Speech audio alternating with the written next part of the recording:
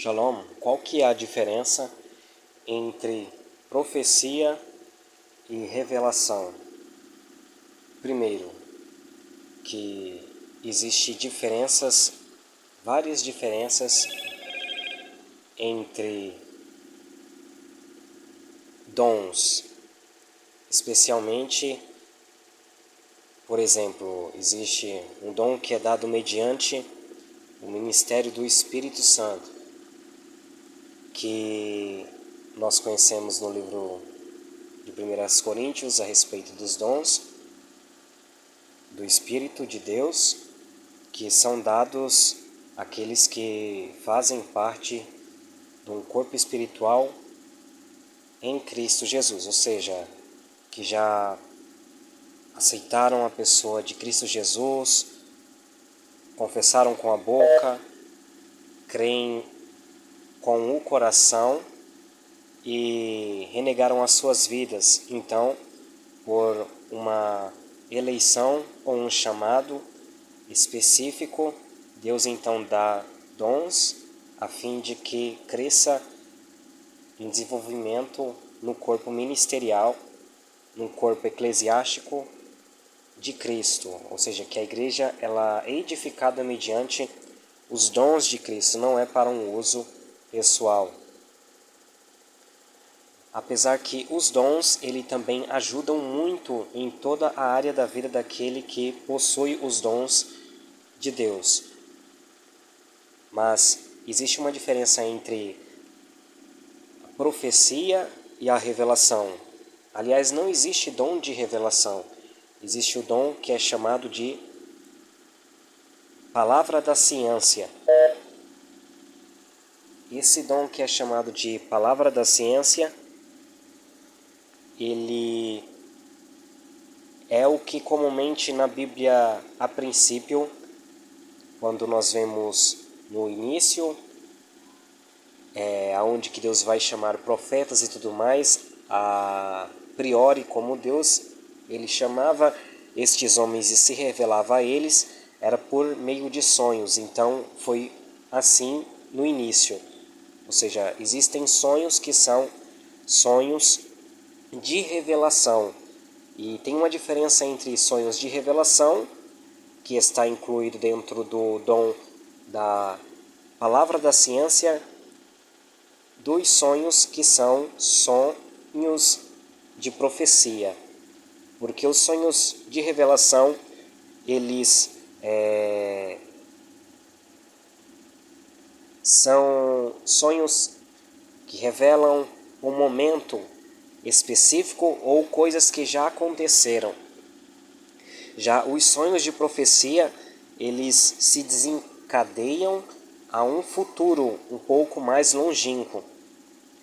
Então, a grande parte dos profetas do Antigo Testamento, por exemplo, eles tiveram muitos sonhos de profecia, o que era chamado também de profecia. Hoje nós entendemos, né, que existe o profetizar, né, que também existe o dom de profecia e existe a profecia por inspiração. Né? Nem todo mundo que profetiza é por si só um profeta.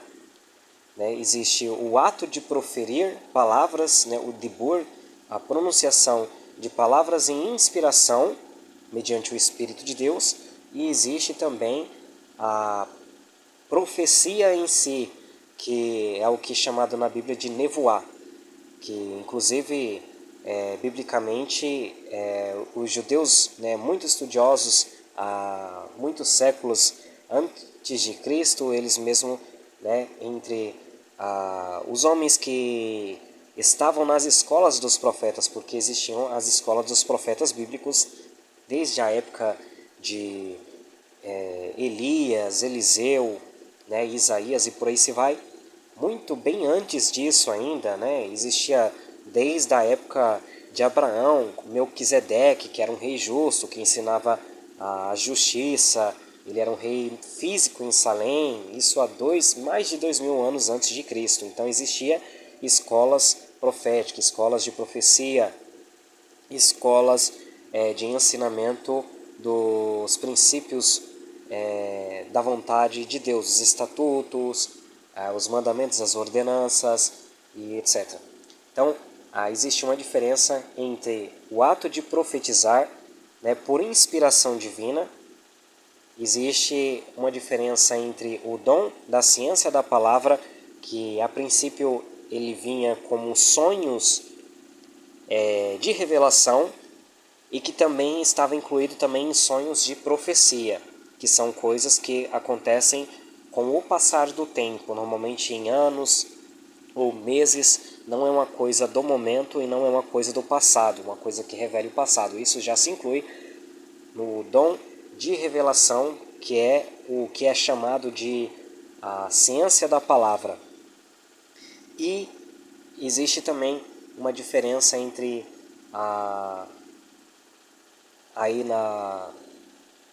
no dom da ciência, da palavra, a palavra da ciência, que ele vinha como sonhos, ele vinha também como interpretação destes sonhos, ou seja, alguém sonhava e alguém que tinha o dom de Deus, que Deus dava a entender, interpretava este sonho, se fosse da parte de Deus e se fosse do querer de Deus que ele interpretasse, assim como homens como José, como Daniel.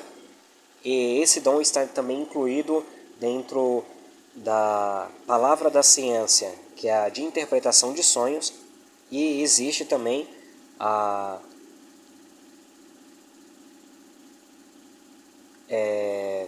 revelação em si, o que hoje normalmente as igrejas dizem que é o dom de revelação, né?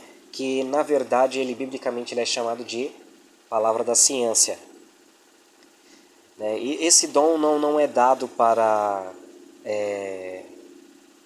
alguém simplesmente que carrega uma Bíblia ou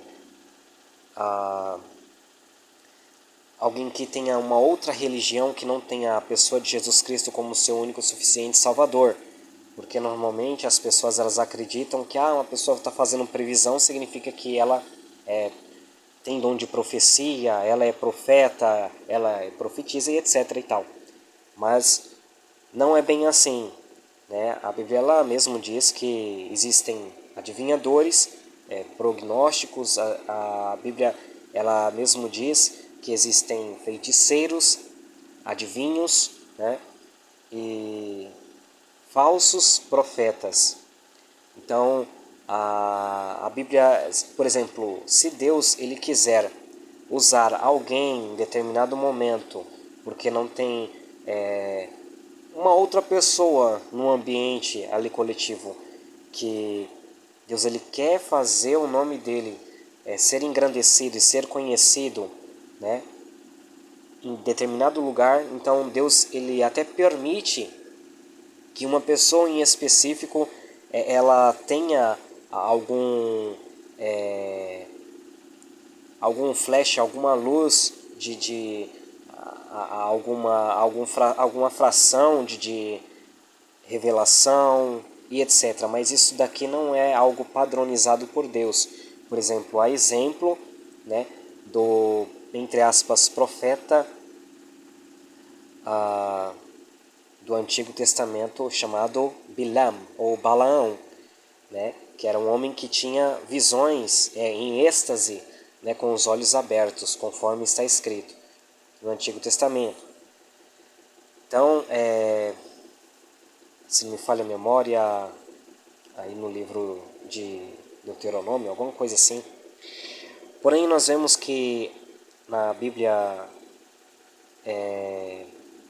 esse homem, Balaão, ele se corrompeu. Ele se corrompeu por causa do dinheiro, mas no momento em que ele estava a amaldiçoar Israel, o que acontecia? O espírito de profecia vinha sobre ele naquele momento e mudava tudo aquilo que ele iria dizer. Ou seja, ele estava programado para profetizar contra, para amaldiçoar, mas o espírito vinha sobre ele e mudava tudo o que ele ia falar. E ele começava então a ver as visões de Deus, mas isso daqui não é algo padrão, ou seja, ele não era um israelita, né? Ele não estava no meio do povo de Israel. Ele era um profeta de nações, né? Ele era um falso profeta, né? Ou seja, mas ainda assim, Deus, ele para mostrar para aquele rei, né, e para todo aquele povo que era contrário ao povo de Israel, que Deus já havia abençoado, então Deus ele vinha no momento e mudava todo o discurso, mudava toda a palavra de inspiração na boca dele e não permanecia na vida dele. Por quê? Porque ele não era um instrumento a ser habitado pelo Espírito de Deus. Então, ali era simplesmente para eles ali saber que de fato, na verdade, é Deus quem abençoa e é Deus quem não volta com a sua palavra. Ou seja, eles tinham que ficar sabendo que o Deus de Israel, ele é Deus acima de todas as bocas, que ele pode mudar padrões, que ele pode mudar o que as pessoas determinam ou aquilo que elas, como idólatras que são, com os seus ídolos, com os seus deuses que nada são. Então, para Deus, então Deus ele pode mudar a visão das pessoas, né? Nesse sentido, para que elas vejam que existe um Deus que é sobre todas as coisas e ele usa quem ele quer, no momento que ele quer, mas que são pessoas que são para Deus úteis por um momento específico, mas que não são habitáveis, ou seja, é como que são um copo descartável. Então, existe uma diferença entre profecia, o ato de profetizar, como diz a palavra, apóstolo Paulo dizendo em Coríntios, bem eu queria que todos profetizassem, como também está escrito no livro da lei, quando Josué, né, como que também na época de Moisés, foi deixado escrito, bem eu queria que todos fossem profetas. Então assim também não existiria tanto engano, né, no meio do povo de Deus. Então existe uma diferença entre o ato de profetizar, né, por inspiração, existe uma diferença entre profecia, né, que está aí incluído tanto na questão de sonhos, né, que também está, por exemplo, a profecia é normalmente uma combinação, né, de palavra da ciência, palavra da sabedoria, dom de visão e dom de profecia, né? Normalmente, e discernimento de espírito. Normalmente ela é acompanhada de pelo menos 5 desses dons. Então existe aí o que é chamada de profecia, que normalmente está incluído esses 5 dons. E a Bíblia ela fala, né, que tem uma diferença também a respeito do dom da palavra da sabedoria, que também é um outro dom, né, que também está incluído na pregação, né, do ministro, né, comumente quando Deus ele dá o dom, que com respeito uma palavra a solucionar, a dar uma clareza com respeito ao que se deve fazer, né? Então normalmente Deus ele vem, ele traz uma palavra reveladora e ele revela situações, né, do momento ali e também de um futuro, o que é chamado de o dom da palavra da sabedoria, né? E, por exemplo, quando Deus ele testa a primeira vez a Salomão, quando então é apresentado aquelas duas mulheres, cujo filho de uma havia morrido, e a outra ela estava então querendo o filho da outra mulher. Então Deus dá sabedoria para ele, ali é manifesto o dom da palavra da sabedoria, ou seja, para solucionar no momento específico com sabedoria, e é algo que também dá vida, ou seja, ninguém sai prejudicado ali. É uma verdade divina, é uma espada que vem e separa as intenções do coração e o resultado é dar vida. E outras situações também, como por exemplo o dom da ciência da palavra, ela também muitas vezes vem manifesto com o dom de maravilhas, ou o que é chamado de o dom da fé.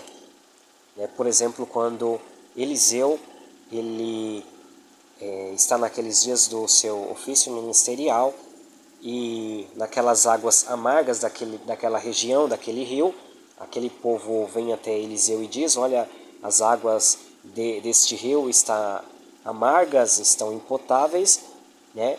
E naquele momento Deus lhe dá uma luz, lhe dá entendimento e ele manifesta ali tanto o dom da palavra da ciência como o dom de maravilhas. Então ele se utiliza, né, de sal para jogar na fonte daquele rio e ali então acontece uma maravilha, um milagre. Ali também é manifesto o dom da fé.